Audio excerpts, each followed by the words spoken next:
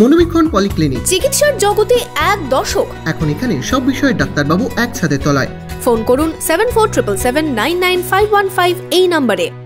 একদিকে স্বাধীনতা দিবস, অন্যদিকে প্রতিষ্ঠা দিবস উদযাপনে ধ্রুবক। বৃহস্পতিবার বিকেলে বহরমপুরে মুর্শিদাবাদ মেডিকেল কলেজের পিজি ক্যাম্পাসে সাংস্কৃতিক অনুষ্ঠানের আয়োজন করা হয়। এদিন বিভিন্ন ধরনের সঙ্গীতে অংশ নেন ধ্রুবক সহ বিভিন্ন সংস্থার শিল্পী সদস্যরা।